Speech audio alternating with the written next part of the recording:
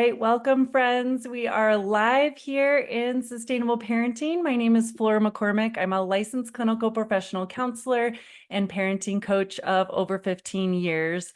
I have been in this work working with many families, and I'm so excited to serve you this week. Just so you know what's up ahead, I'm going to be sharing one of my most embarrassing moments with you, as well as giving you the secrets that I have found really make a difference in how to quickly start making your parenting experience be where you're parenting smarter, not harder. And I think that's like the name of the game we want in many areas of our life these days. I mean, we just need life to be as easy as possible, as quickly as possible, because we have so much going on, right?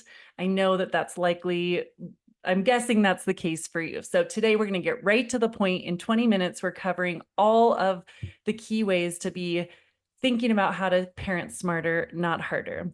And I want to know who's listening with us. So hi, Kimberly. So great to see you. Others, please let me know where you're listening from. And I'd be so curious to know if you're willing to share what ages your children are.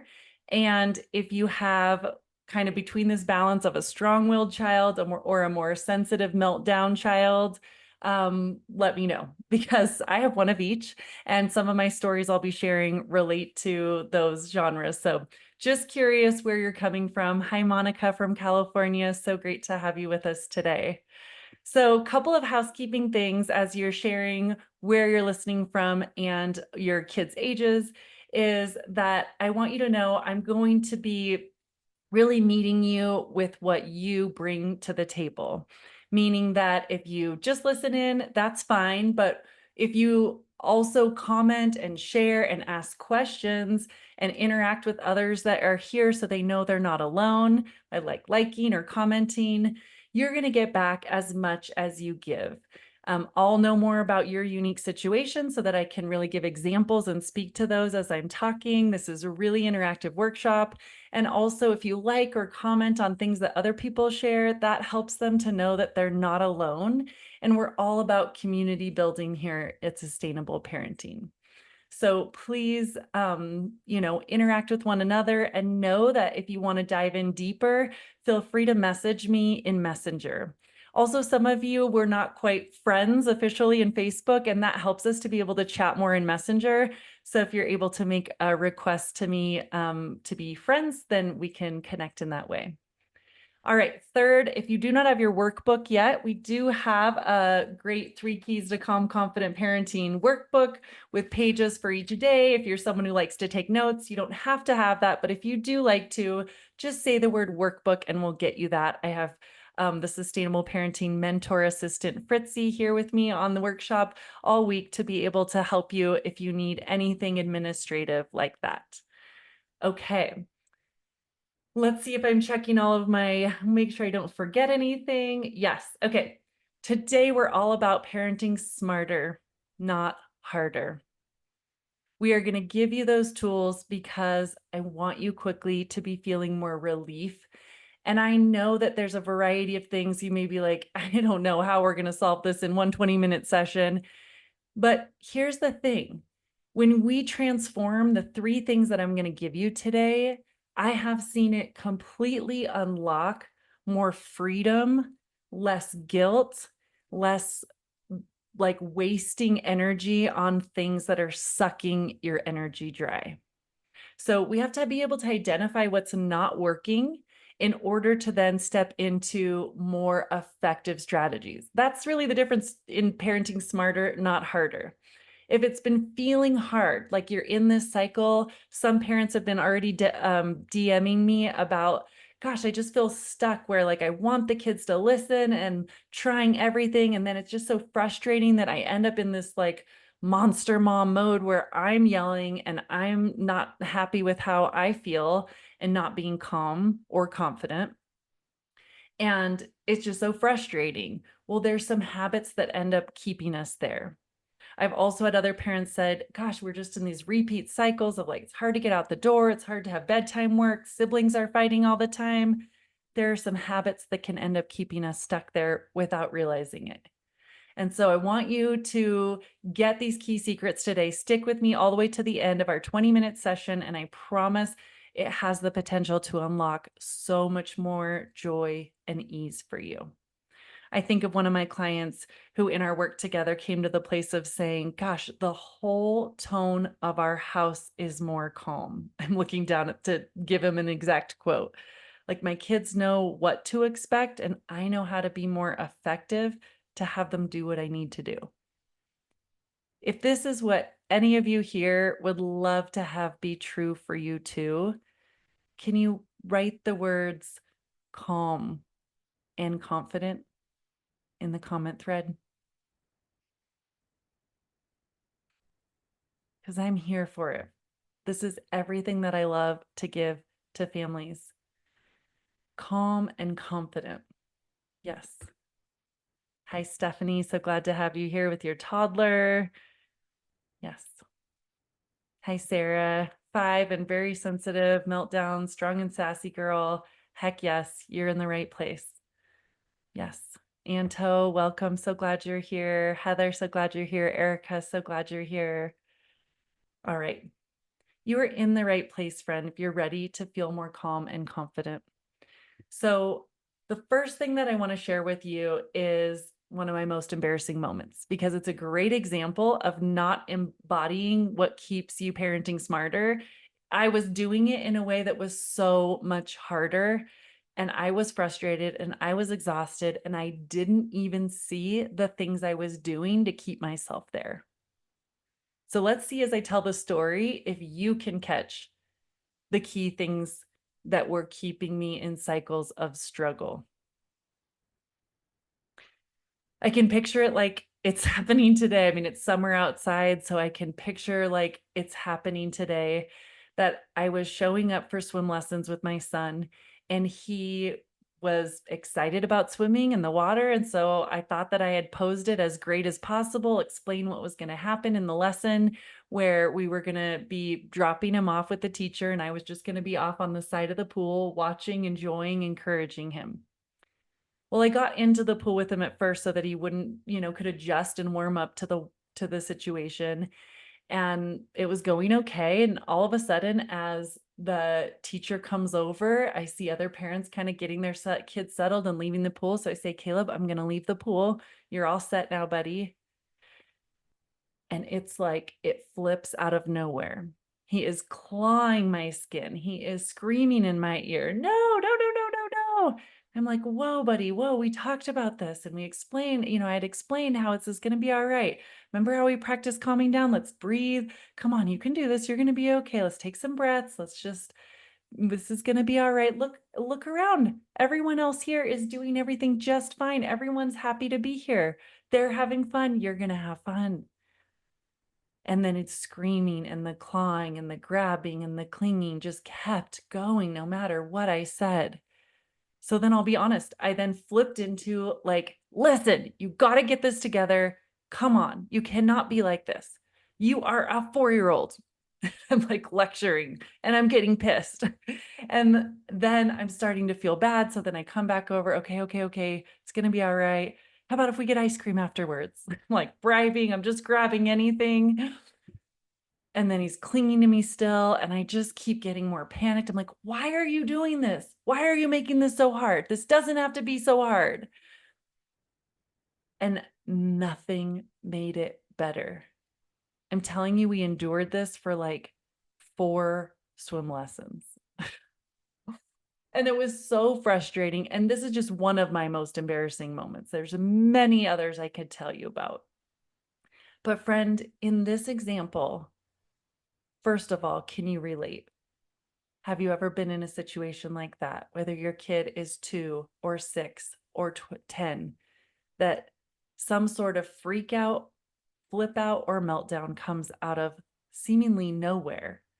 And you try to use your calm, kind gestures and phrases you've learned everywhere, and then it's just like not working, and you end up flipping over into monster mom, asking, why are you doing this? And none of it makes it better.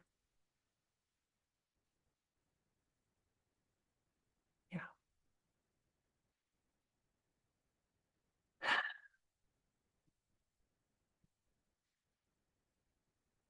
You do not have to stay in these patterns. And I want to point out to you what I found and discovered in that moment and so many similar moments to it, that when I noticed it and made key shifts in these 3 key areas I'm about to tell you today, I started being able to parent smarter, not harder. I started seeing the results of my kid listening and calming down effectively when I needed him to listen or calm down. And these are strategies I still use with my children who are now 8 and 10 today. Yes, people are going, yes, I can relate. Thank you, Sarah, Anto, Heather, Ashley. Yes. And please know that when you're interacting here, this is just a small side note, that you are qualified for being a winner of one of our coffee cards tomorrow. Each day I'll be giving a coffee card to those that are engaging and being a part of our workshop. Or I'll be giving it to 3 people of those that engage in the workshop. So friend, let me tell you what really changed is discovering the 3 key errors that I was making. And here's what they are. They are parenting from the neck up, pinball parenting, and asking the wrong questions. Let me explain. Parenting from the neck up, pinball parenting, and asking the wrong questions. The first key error is parenting from the neck up.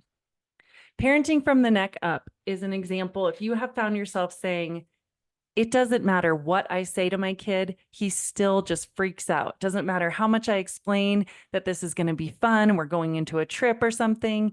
It's like, it doesn't matter what I say, he's still not nice to his sibling, or he still freaks out. He still panics when we go into new situations. Is this you? Have you seen that? Yes, I say all of those things. I have told this to my best friend. I have told this to my mom. I don't get it. Parenting from the neck up, unfortunately, is that we get super cerebral. We get in this very explanatory mode in our parenting where we're trying to explain to our kids why things don't need to be a problem. We try to explain to them how they need to calm down. And friends, we are like, I mean, do the math in your body. Like our head is, 10% of our overall being. And it's not all about understanding. In fact, we know that our kids are not going to have that most logical part of their brain fully developed until they're like 20 or 20, late 20s even. And so why on earth would we always be seeking to explain things? Our young kids need to have things experienced. Instead of it being explained, they need to have it experienced. This is one of my favorite things to help parents to unlock is let's stop just explaining what needs to be different and let's help them experience how you can walk them from upset to calm. I have tools for that. Let's help you know how to let them experience with you, learning how to better solve problems with their siblings.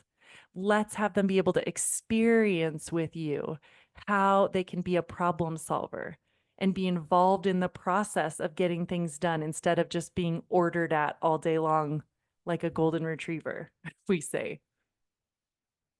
When they get to experience their relationship and the interaction of what needs to get done in a day and the solving of the challenges that come up in the day and the resolution of emotions that come up, that transforms your time together.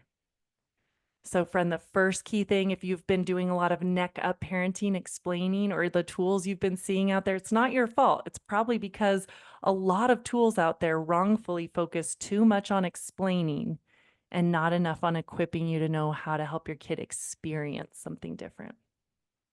Second key error is pinball parenting.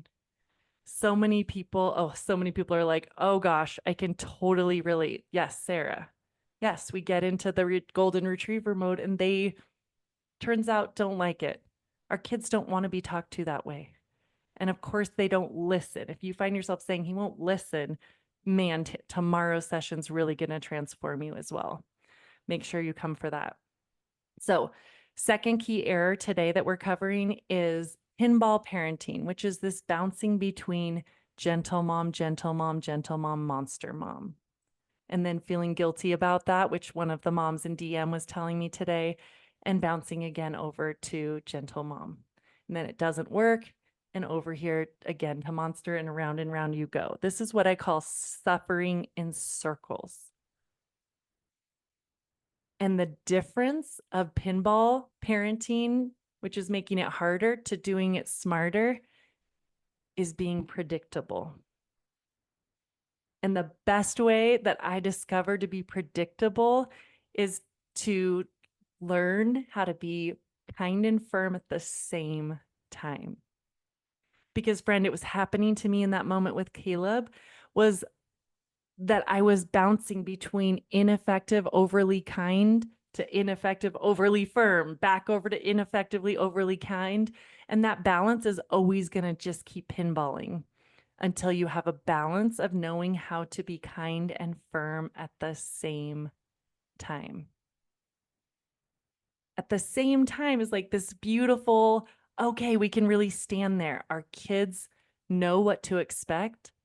Our kids know that there are certain agreements, and these are all tools that we can equip you with so that your kids know what's going to happen. Kind and firm at the same time is the antidote to pinball parenting. And it's so much easier too. It's so much less stressful. And the third piece, friend, is asking the wrong questions, which when we don't feel fully equipped, we are likely asking the question, why? Why are you doing this? Why are you making this so hard? Why can't you this? Why can't you that? Anyone relate to saying that to your kids and them like either saying, I don't know. Why did you hit your brother? I don't know. And we're like, it just makes us more mad. Anyone? But that's because it's not their job to know the answer. We're wasting our time if we're expecting that they're going to know the answer as a 2-year-old, 6-year-old, 10-year-old. But you can know the answer. This is learning some more about child development, appropriate expectations, and how to respond when kids don't meet those expectations. It takes you to a place where you don't start your day expecting the best and only being prepared for the best. You start at being prepared for the worst and then hoping for the best. So that if the best comes, awesome, we rock that. If they take choices that are not so great, we have a plan for that.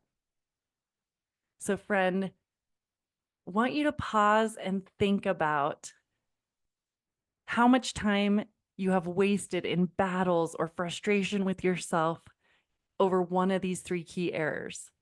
Either neck up parenting that wasn't really meeting their deep needs, and maybe that was from your own childhood of not being equipped enough with those tools. So it's not your fault. But please take a moment to think about, gosh, have I wasted a lot of time trying to do neck up parenting or being caught in these pinball cycles or in asking the wrong questions? What do you think if you put a number on on an average week, how many hours have been used up or lost to those habits that aren't serving you without even realizing it? How many hours? Just give a number, an estimate, a guess.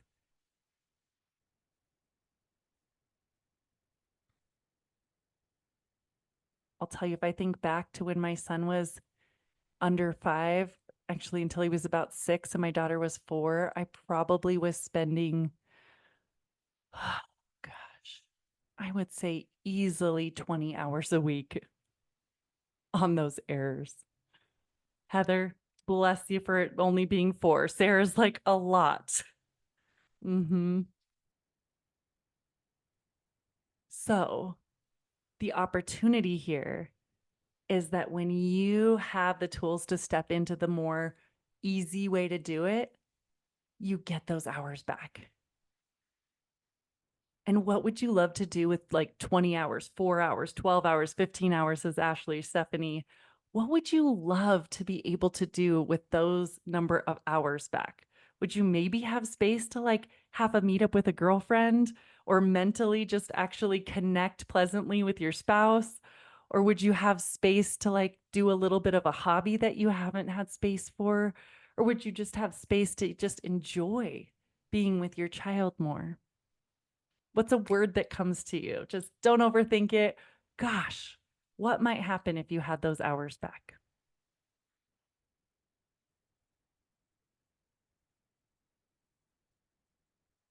Yeah.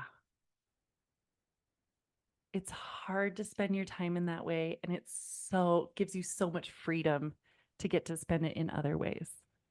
So, friend, the lesson today to parent smarter, not harder, is start to notice what you have been having your energy sucked by with that neck up parenting or pinballing or asking the wrong questions, and decide today you're ready to start parenting smarter and getting the tools that have been missing in each of those areas so you can be more predictable, so that you can be more embodied in how to help them experience calm and cooperation, and that you would know how to ask the right questions. And friend, come back tomorrow, as that's what we're going to be continuing to dive into. When we let go of what is not serving us, we get to step into what can serve us. Tomorrow, same time, same place. Come back and join me. And remember in Messenger that you can ask me any follow-up questions that have come up in your mind today.